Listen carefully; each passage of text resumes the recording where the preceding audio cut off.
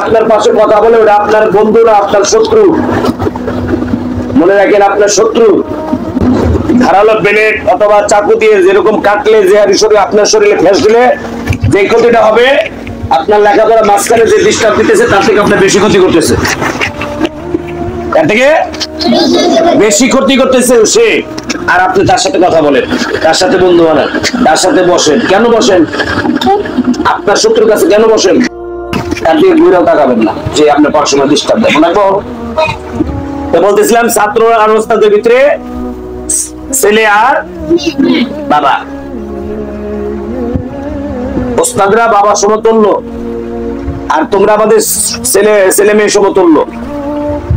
এটা যতক্ষণ পর্যন্ত আপনি না মানতে পারবেন, আপনার মা বাবা না মানতে পারবে, ওস্তাদে যে পর্যন্ত না মানতে পারবে, ততক্ষণ পর্যন্ত লেখাপড়ার ভিতরে বরকত হবে না। আপনার ওস্তাদের প্রতি সুধারণা রাখতে হবে। আমার ওস্তাদে আমাকে যে শাসনটা করলো, যে বিচারটা করলো, এটাই আমার জন্য মঙ্গল, এটাই আমার জন্য ভালো। এটা আমাকে মাইনে নিতে হবে। যতক্ষণ পর্যন্ত না মাইনে নিতে পারবেন ততক্ষণ পর্যন্ত ওস্তাদ থেকে কিছু নিতে পারবেন না। আপনি নিলেও সেটা থাকবে না। আপনাদের মা বাবাও যতক্ষণ পর্যন্ত এই কথাটা না মানতে পারবে ততক্ষণ পর্যন্ত আপনার মা বাবা পরিপূর্ণ যে জিনিসটা যে উদ্দেশ্যে আপনাকে এখানে দিচ্ছে সেই উদ্দেশ্যটা সে পাবে না।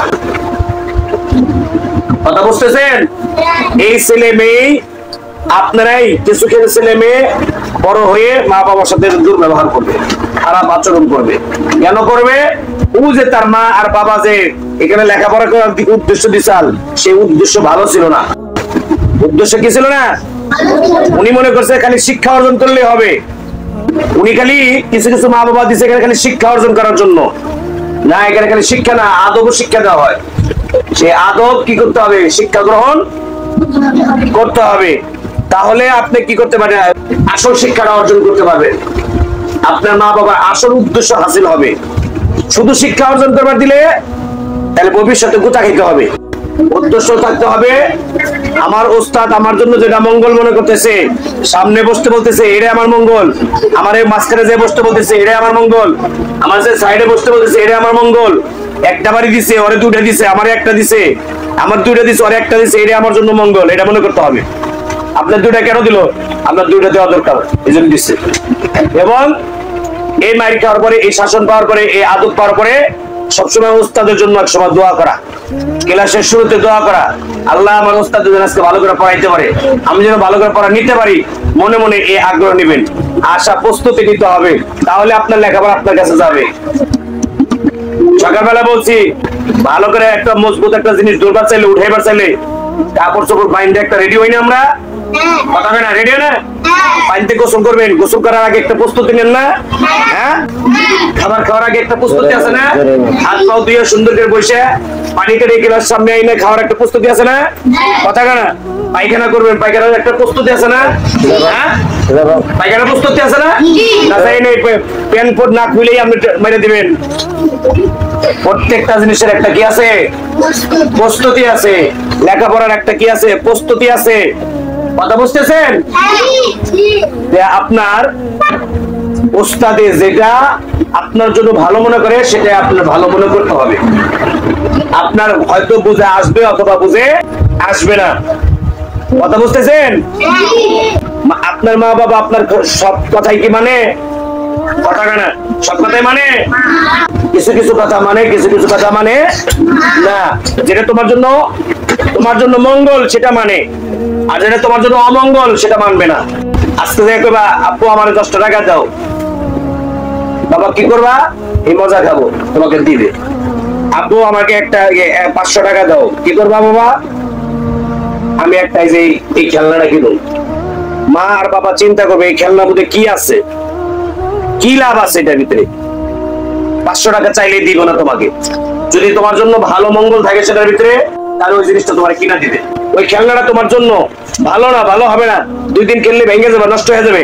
তাহলে মা বাবা চিন্তা করবে এই খেলনাটা আমার ছেলের জন্য, মেয়ের জন্য না কিনে দিয়ে আমি 500 টাকা ব্যাংকে ফেলে রাখি, ভবিষ্যতে বড় হবে যখন বিয়ে শাদী যখন করবো তখন একটা ফার্নিচার কিনে দিবি। কথা বলছেন? জি। উস্তাদেও এইভাবে প্রত্যেকটা মঙ্গল আপনাদের চায়। উস্তাদের জন্য সবসময় দোয়া করবেন, এবং যেগুলো আইন কানুন বলে সেগুলো আপনারা মাইনে নেওয়ার চেষ্টা করবেন, তাহলে সেটা উপকার হবে। কথা বুঝছেন? আপনাদেরকে এই যে এই পদ্ধতিতে বসেন, এইভাবে বসেন, এইভাবে হাতে লেখা লেখেন, এতটুকু এইভাবে লেখেন, ওই নিয়মগুলো মাইনা চলবে। আমরা ওস্তাদকে আগে এরকম করে মানতাম, ওস্তাদ যদি হাইটা যেত আমরা সাইকেল থেকে নেমে যাইতাম, এভাবে সম্মান করতাম। ওস্তাদের জুতা যদি উল্টা থাকতো সেটা আমরা সোজা করে দিতাম, যেন ওস্তাদের সরাসরি যেন পাই দিত। ওস্তাদের যে চেয়ারে বসতো সেই চেয়ারে কোনদিন বসা তো দূরের কথা, ওটা লাথিও দেয় নাই কোনোদিন। ওস্তাদের চেয়ারকে লাথি দেওয়া, ওস্তাদের জুতাকে পাড়া দেওয়া মানে ওস্তাদকে লাথি দেওয়া। ওস্তাদের জিনিস ক্ষতি করা মানে ওস্তাদের ক্ষতি করা। ওস্তাদের ছেলে মেয়ে, ওস্তাদের যাবতীয় জিনিস সবকিছু আমরা সম্মান করতাম। ওস্তাদের থেকে এলেম পাইতে হলে এইভাবে ওস্তাদকে মানতে হয়। মা বাবার সাথে যেরকম বেয়াদবি করা যায় না, ওস্তাদের সাথেও বেয়াদবি করা যায় না। আবার ওস্তাদ বাবা সমতুল্য, আপনি এক সময় খারাপ লাগতেছে, ওস্তাদকে হুজুরকে বলবেন, হুজুর আমার খুব খারাপ লাগতেছে, সেটা হুজুর বিবেচনা করবে। হুজুর আমার তো টিভি না, আমি কি করতে পারি বলবেন। এটা কথা বলছেন, এটা দুঃখ সুখের কথা কার কাছে বলবেন?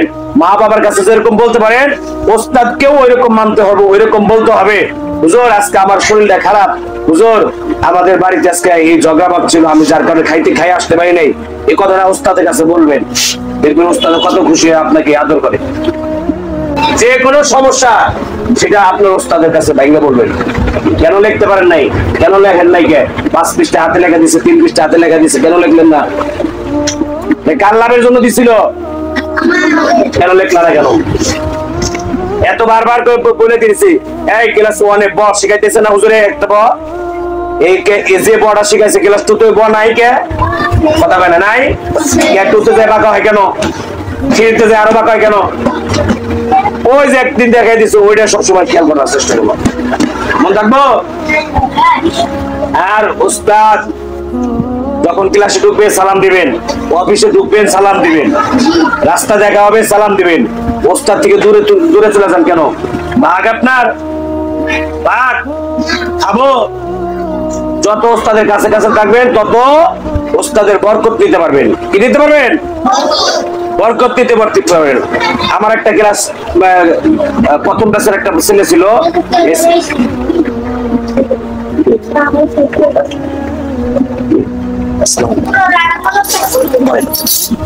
তাহলে এই কথাগুলো যেগুলো কথা বললাম মনে আছে কি? তাহলে এইভাবে মানতে হবে। যে কোনো সমস্যা হবে ওস্তাদের কাছে এসে বলবেন, ওস্তাদে সেটা বলবে। একজন ঝগড়া করছে, আপনার পেটে ক্ষুধা আছে, এই কথাটা ওস্তাদে যতক্ষণ পর্যন্ত এখানে আছেন ততক্ষণ পর্যন্ত সমস্ত সমস্যার কথা আপনার ওস্তাদের কাছে জানাতে হবে। আপনার পাতলা পায়খানা হয়েছে, এটা কি হুজুর জানে? রাত্রে 3 বার পাতলা পায়খানা করছেন, আপনি এটা কি হুজুর জানে? কিন্তু লেখাপড়ার গুরুত্ব দিয়ে আপনি আসছেন বা আপনার মা বাবা পড়াই দিচ্ছে। এখন যদি এটা না বলেন, হুজুরের কি জানা থাকবে? কথা কয় না। তাহলে এটা হুজুর কাছে আগে বলবে। জ্বর আছে শরীরে, জ্বর হালকা হালকা জ্বর, খারাপ লাগতেছে, তখন আগেই বলবেন। আইসা হুজুর কাছে পড়লে ওটা হুজুরের জানা থাকবে। যদি শরীর ভালো থাকে, শরীর ভালো থাকলে সবকিছু ভালো থাকবে, পড়ালেখা মন বসবে। কথা বুঝতেছেন? ঠিক আছে, আর বেশি কথা বলবো না। তাইলে ওস্তাদকে ওইভাবে সম্মান করবেন, তাহলে ইনশাআল্লাহ কি পাবেন? বরকত পাবেন।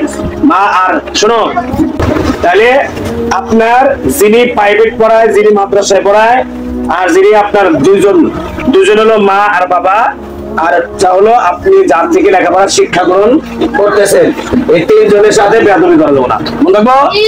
হ্যাঁ, কয়জন পেলাম? মা আর বাবা, মা আর বাবা, এরা দুজনে আপনাদের কোন সময় অমঙ্গল চান না, ভালো চান সব সময়। কে? মা আর বাবা। আর কে? আর আপনার ওস্তাদ। এই 3 জন মানুষ আপনার দুনিয়াতে কোনোদিন খারাপ চায় না। আর বাকি কেউ চাইতে পারে, আপনার খালা চাইতে পারে, আপনার চাচি চাইতে পারে, আপনার চাচা চাইতে পারে, আপনার দাদা চাইতে পারে, কিন্তু এই 3 জন চান না। কথা বুঝতেছে? কি করলাম আমি? এটা মানি না। আপনার ওস্তাদ প্রথম হলো আপনার মা আর বাবা, তারপর আপনার ওস্তাদ। কথা বুঝতেছেন? এই 3 জন লোক এই তিনজন যা বলবে তাই আপনারা শোনার চেষ্টা করবেন, বলেন ইনশাআল্লাহ। আল্লাহ আমাদেরকে মানার তৌফিক দান করেন, আমাদের মা বাবার গুনাহ খাতা মাফ করেন, আমাদের ওস্তাদদেরকে মাফ করে দিন,